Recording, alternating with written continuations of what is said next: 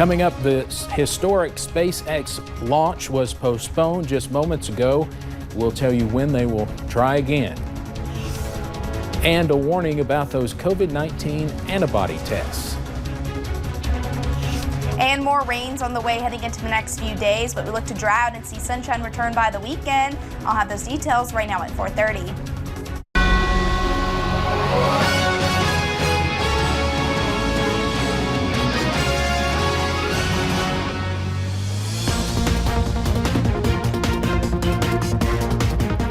And we begin this half hour with some breaking news. If you're just joining us, the historic SpaceX launch scheduled for about right now was canceled just about 15 or 20 minutes ago due to weather. There's been concerns about weather all day long. Now, this launch would have been the first time NASA sent astronauts into space from U.S. soil since 2011 after the space shuttle program ended. But now, while it did not happen today, it is rescheduled for this Saturday at 3:22 in the afternoon.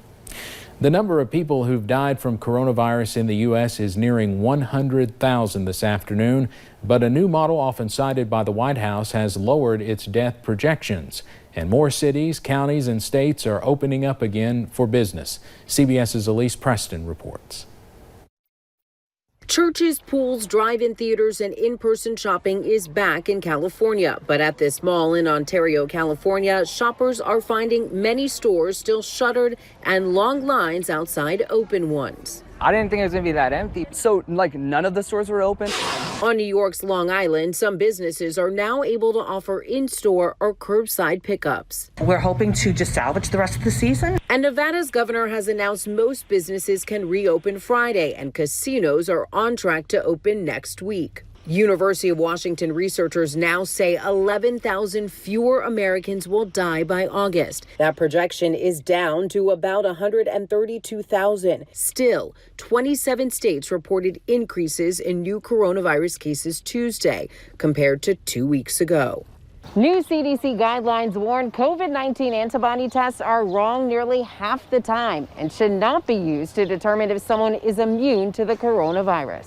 And a new Associated Press poll with the nonpartisan objective research organization finds half of Americans are skeptical about a COVID-19 vaccine, and only about half say they will get one. I think there's an opportunity for policymakers and health communicators to convey kind of what's going into building this vaccine, how solid are the data to make sure that it's safe, so that when it's available, we can kind of have pre-addressed some of those concerns. The Trump administration has a goal of having 300 million doses of a vaccine by January.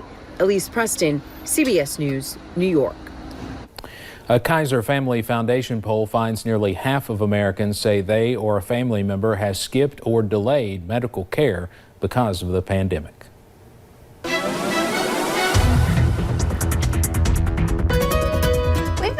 Drier today. However, we've seen more clouds, so I haven't seen that sunshine, but at least it's still warm out there. We're not dealing at least with the heavy rain. We could see some more tonight and even into the next couple of days. We'll go ahead and take you up though to a few of those cameras as we look along US 119, US 23 in Jenkins, looking beautiful and green over there and dry, but not seeing a whole lot of sunshine.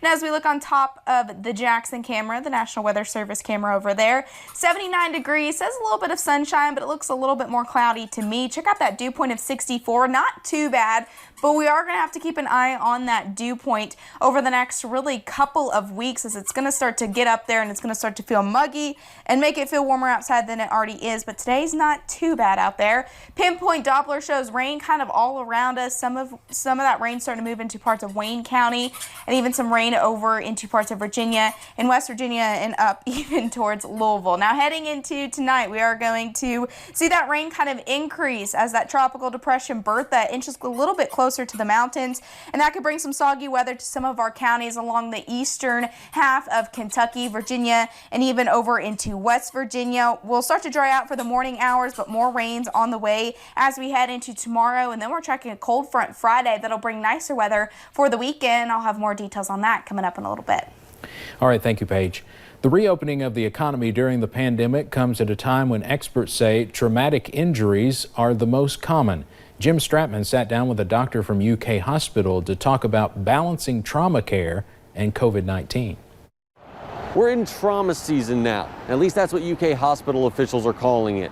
It's a 6-month period that begins on Memorial Day where you historically see a rise in the number of trauma cases. But in the midst of a global pandemic, will that still be the case? Dr. Andrew Bernard says that usually trauma season reflects the climate outside. When it's cold, fewer people are out, exposing themselves to the risk of serious injuries. From about April, May, on through the fall, we really pick up in terms of the activity at the trauma center because people just get out and enjoy the nice seasonal weather. Lockdown is having a similar effect on Kentucky hospitals.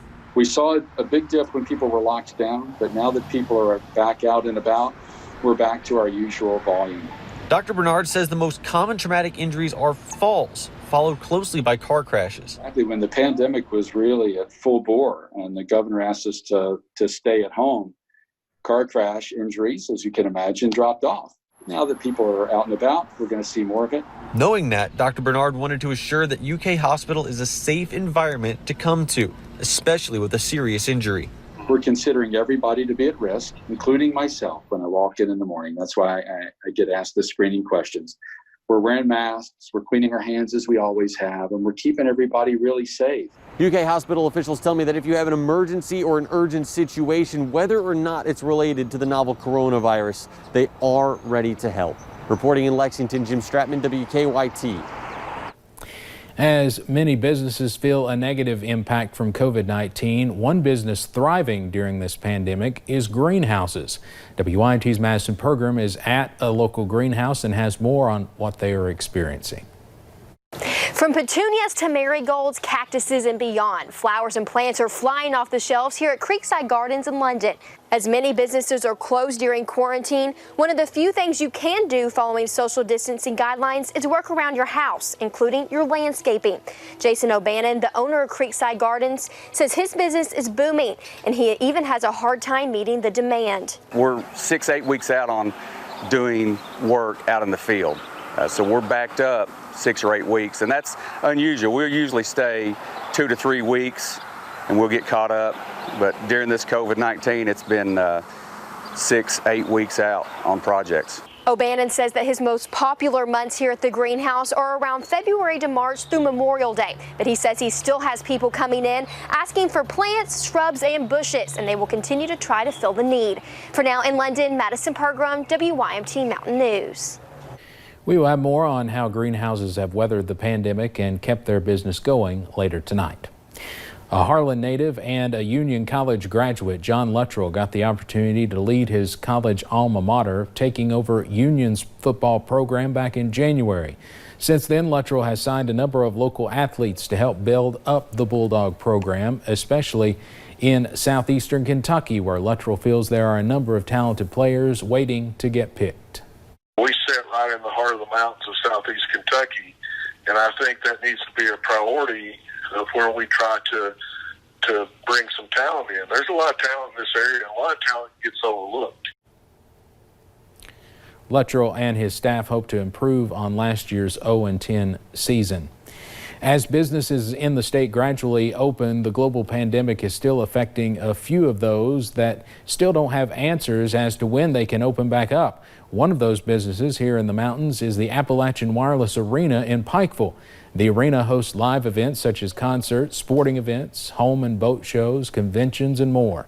With those events canceled or postponed and no return date in sight, the arena is losing a lot of revenue, as you can imagine. However, instead of looking at the negatives, the arena is trying to look forward. We just felt like if we did nothing, that would just put us further behind when things do open up. So right now, we're still talking to promoters about fall dates. They may not happen.